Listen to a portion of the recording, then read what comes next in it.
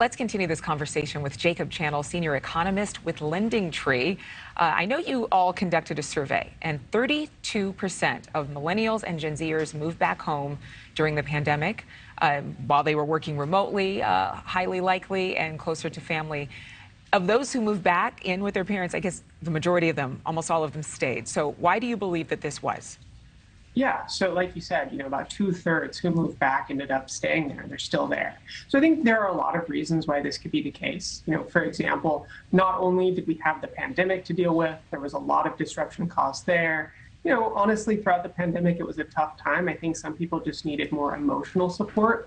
But on top of that, you had a lot of financial realities that people had to grapple with. For example, a lot of people lost their jobs. Now, even though the pandemic, we're kind of coming out of it and a lot of things are returning sort of back to normal, knock on wood, the reality is we've got really hot inflation.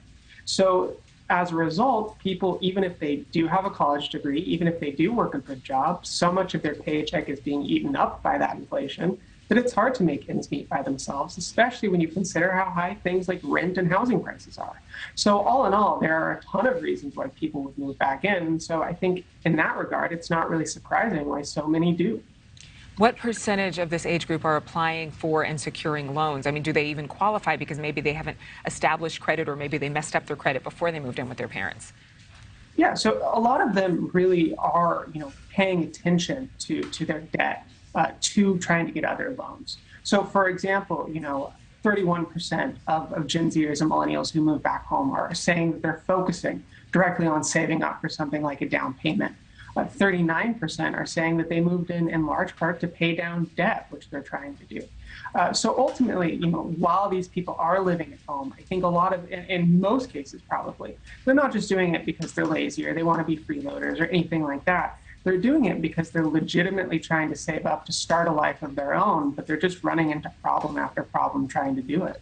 Is there evidence that Gen Z and millennials have been taking time, though, to clean up their credit, to repair? And maybe you have some advice for what they should be doing if they are still living with mom and dad. Yeah. I mean, I think that, like I said, definitely there is evidence. You do have, instances where people are saying that that's what they're doing. Not only that, you look at people who, for example, millennials are poised to be, are now the largest group of homeowners in America. Gen Zers are quickly kind of coming up and becoming homeowners more and more often. So certainly members of these generations really are trying to make their mark, and they really are trying to save money, spend money wisely. As far as advice is concerned, first I would echo what some other experts on this topic have said, and just say, if you're living at home with your parents, try not to be a jerk about it. Buy groceries every day. Pay them rent. Yes, pay them rent, even if they don't ask for it, even if you can't afford to pay for rent. If you do something as simple as buy groceries or take them out to dinner every now and then, I think it goes a really, really long way. Yeah. Outside of that, just try to be financially disciplined.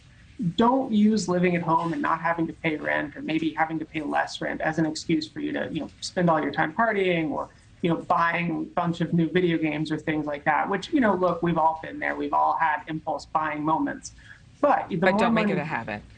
Yeah. The more money you save, the more diligent you are practicing making budgets, things of that nature, the easier it will be for you not only to move back out on your own, but for you, once you have moved back out on your own, to prepare yourself and to actually maintain your current life while you're living by yourself. Jacob, we have to go, but I'll certainly tag off of what you just said. And parents should actually make those ground rules for their adult children, too, saying, OK, well, here's the rent and here's how much you should be giving towards utilities and groceries. Thank you so much. Thank you for watching. Go to newsnationnow.com to find NewsNation on your television provider. And don't forget to click the red subscribe button below to get more of NewsNation's fact-driven, unbiased coverage.